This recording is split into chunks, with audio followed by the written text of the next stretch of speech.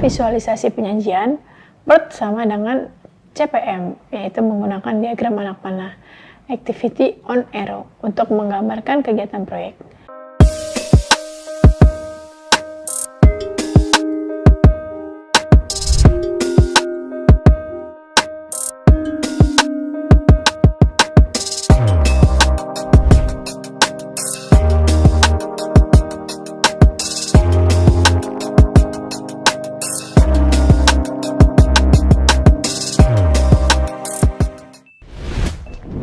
Selamat datang di channel YouTube Kuliah Teknokrat di pembelajaran Jaringan Teknokrat Indonesia bersama saya Vanita Kusumawati Yakub di mata kuliah Manajemen Konstruksi.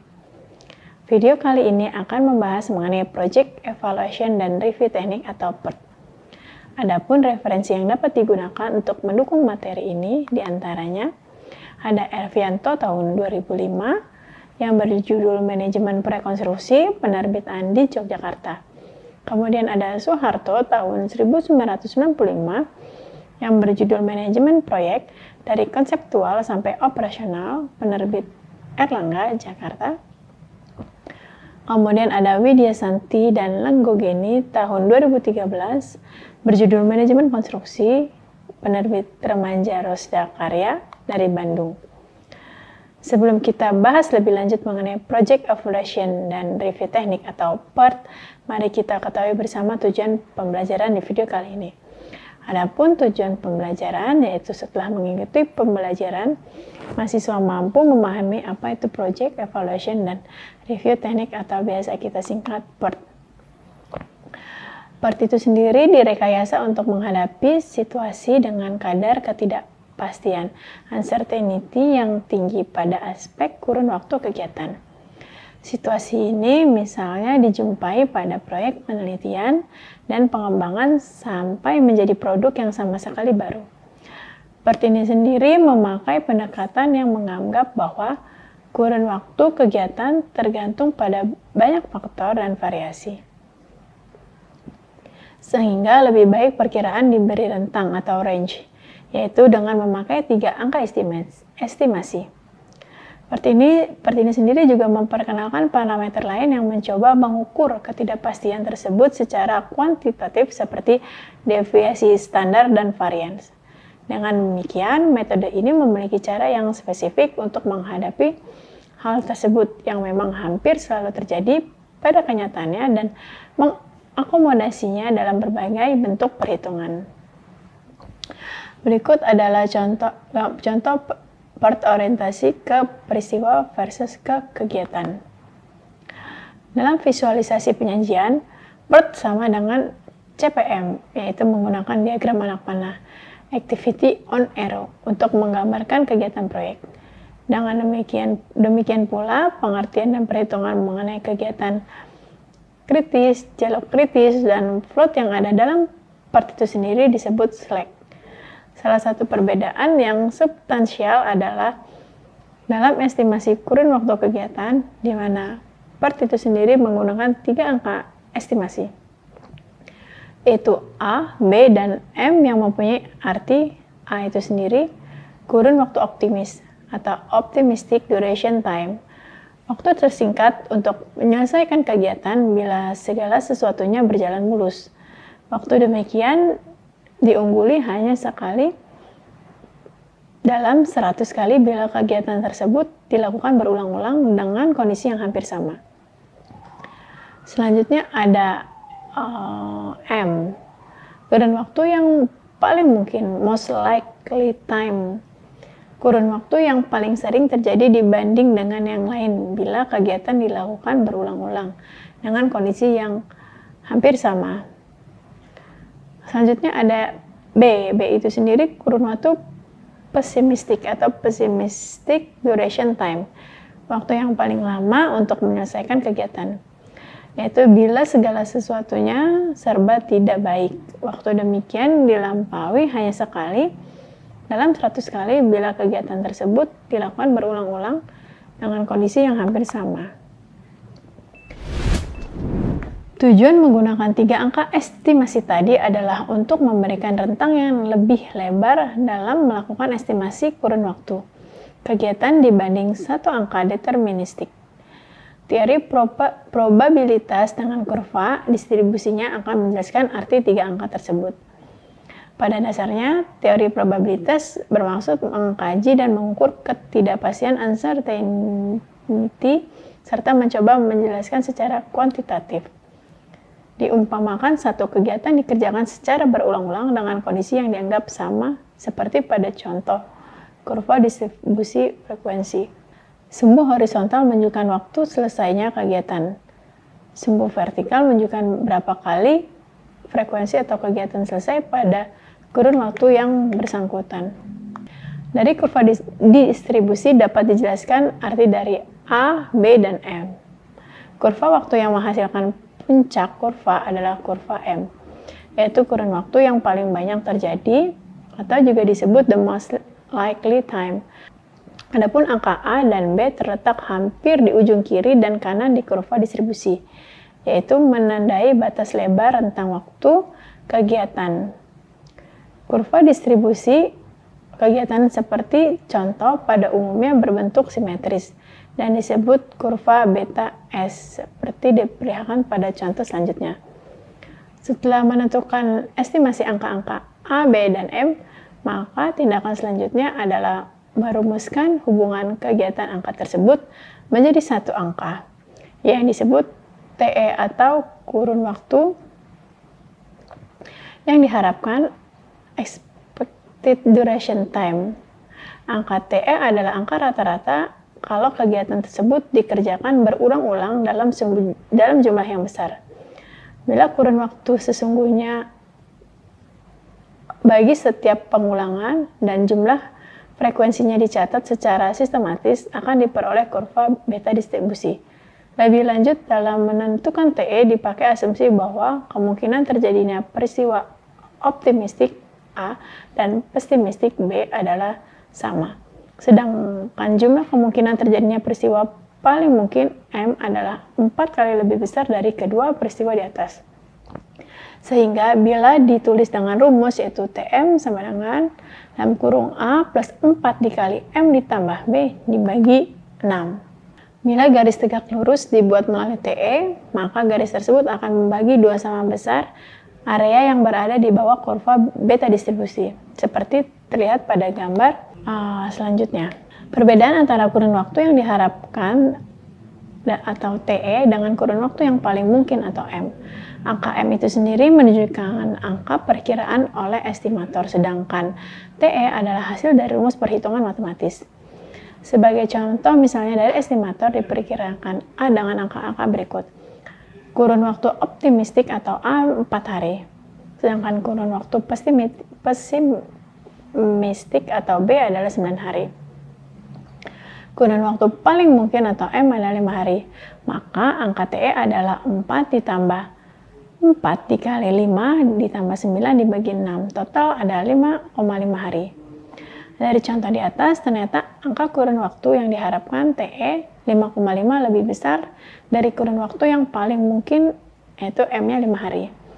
Angka TE akan sama besar dengan M bila mana kurun waktu optimistik dan pesimistik terletak simetris terhadap kurun waktu paling mungkin, atau B min M sama dengan M min A. Hal ini dijumpai misalnya pada kurva distribusi normal berbentuk genta. Konsep TE sebagai angka rata-rata mean value mempermudah perhitungan karena dapat dipergunakan sebagai satu angka deterministik, seperti pada CPM dalam mengidentifikasi jalur kritis, float, dan lain-lain.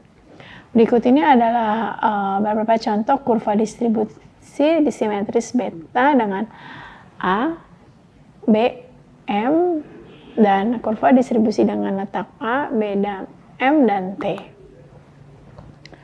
Dengan menggunakan konsep TE dan angka-angka waktu paling awal peristiwa terjadi, the earliest time of occurrence atau TE, dan waktu paling akhir peristiwa terjadi, the latest time of occurrence atau TL, maka identifikasi kegiatan kritis, jalur kritis, dan slack dapat dikerjakan seperti halnya pada CPM.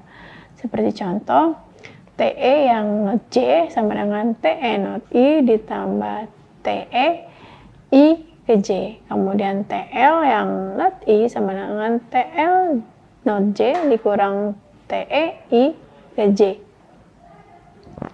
Pada jalur kritis berlaku slack sama dengan 0 atau TL dikurang TE sama dengan 0. Untuk rangkaian kegiatan lurus tanpa cabang, misalnya terdiri dari 3 kegiatan dengan masing-masing TE1 ke 2, TE2 ke 3, TE3 ke 4, dan TE1 sebagai peristiwa awal, maka total kurun waktu sampai T keempat adalah TE keempat sama dengan T ke 1 tambah T ke 2 tambah T ke 2 T ke 1 tambah T ke 1 2 tambah T2 ke 3 tambah T ke 3 ke 4. Untuk rangkaian yang memiliki kegiatan-kegiatan yang bergabung atau memencar juga berlaku rumus-rumus pada metode CPM yang bersangkutan. Gambar berikutnya adalah contoh perhitungan menentukan jalur kritis dan slack proyek sederhana yang terdiri dari 7 kegiatan angka A, M, dan B. Ditulis di bawah anak panah. Untuk mendapatkan TE masing-masing kegiatan dipergunakan rumus TE. Pada gambar selanjutnya ada jaringan kerja dengan angka-angka A, B, dan M.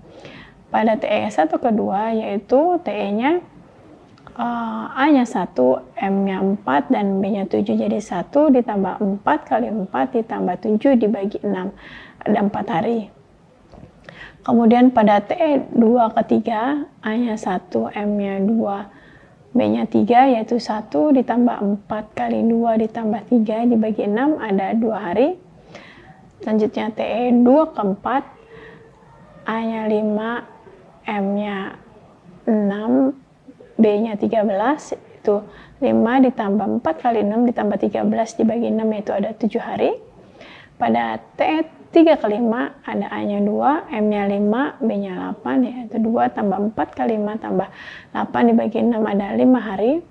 Kemudian ada TE4 ke 6 ada A-nya 6, M-nya 8, B-nya 10, yaitu 6 ditambah 4 kali 8 tambah 10 dibagi 6, ada 8 hari. Kemudian ada TE5 ke 6 ada A-nya 3, M-nya 4, B-nya 5, itu 3 ditambah 4 kali 4 tambah 5 bagi 6, ada 4 hari. Kemudian yang terakhir ada TE6 ke 7, A-nya 1, M-nya 2, B-nya 3, yaitu 1 ditambah 4 kali 2 ditambah 3 dibagi 6, ada 2 hari. Gambar selanjutnya adalah contoh jaringan kerja dengan TE berdasarkan perhitungan. Berikutnya adalah tabel hasil perhitungan. Ada TE, TL, dan slack jaringan kerja dari gambar sebelumnya. Dari perhitungan di atas terlihat bahwa jalur kritis terdiri dari rangkaian kegiatan 1, 2, 4, 6, dan 7. Dengan total waktu penyelesaian proyek sebesar 21 waktu, perlu ditekankan bahwa dalam mengidentifikasi dan menghitung kegiatan kritis maupun jalur kritis, seperti apa yang telah dikerjakan di atas, belum memasukkan faktor deviasi standar atau varians masing-masing kegiatan komponen proyek yang merupakan salah satu konsep penting PERT. Demikianlah pembahasan mengenai precedence diagramnya metode. Terima kasih sudah menonton video ini. Jangan lupa like, subscribe, serta nyalakan lonceng untuk update video terbaru. Sampai jumpa pada video selanjutnya. Terima kasih sudah menyaksikan video pembelajaran ini. Jangan lupa like, komen, dan subscribe, serta nyalakan tanda loncengnya agar kalian tidak ketinggalan informasi update lainnya.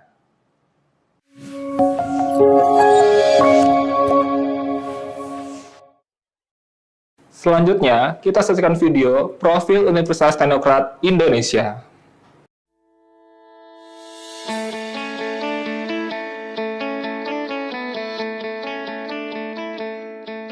Lampung, the Treasures of Sumatra, is a province that becomes the gateway to the Sumatra Island.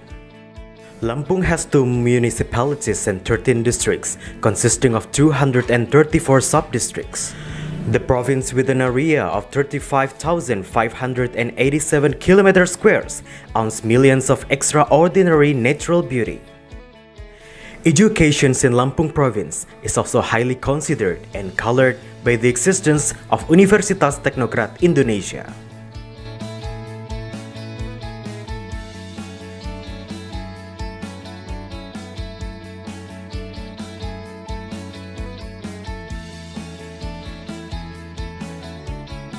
Universitas Teknokrat Indonesia has 3 faculties and 12 study programs. Faculty of Engineering and Computer Sciences with the 6 study programs: Electrical Engineering, Civil Engineering, Computer Engineering, Information Technology, Informatics, and Information System.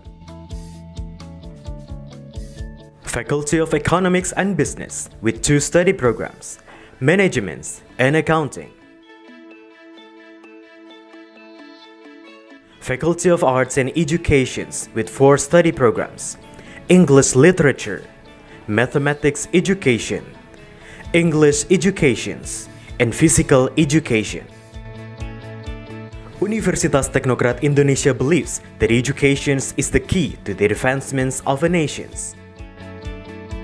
Universitas Teknokrat Indonesia commits to produce and develop future leaders through the education of quality characters. This receives a very good reception and trust from the community, which is marked by increasing interest in students from year to year. The students and lecturers have lots of achievements and awards. Also, our quality is recognized by National Accreditation Board for Higher Education and many international collaborations.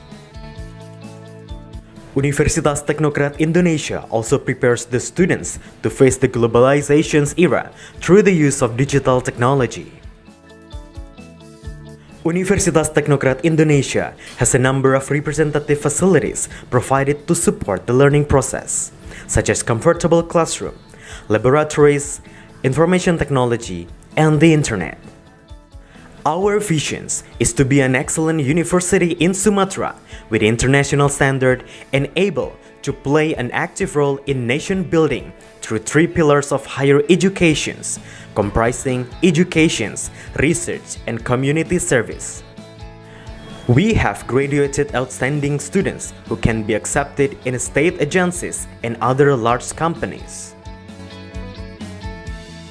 At Universitas Teknokrat Indonesia, the students and lecturers are encouraged to create and innovate by creating products and services that benefit the community through research activities and community services. In an effort to achieve its visions and missions, the academics of Universitas Teknokrat Indonesia are guided by the organizational culture values of discipline, quality, creative, and innovative. To support the quality of learning processes, we have very complete and sophisticated facilities, including digital-based smart classroom, hotspot in campus area, sport facilities, auditorium, and students' hall. Come and be a part of us, the Campus of Champion, Universitas Teknokrat Indonesia.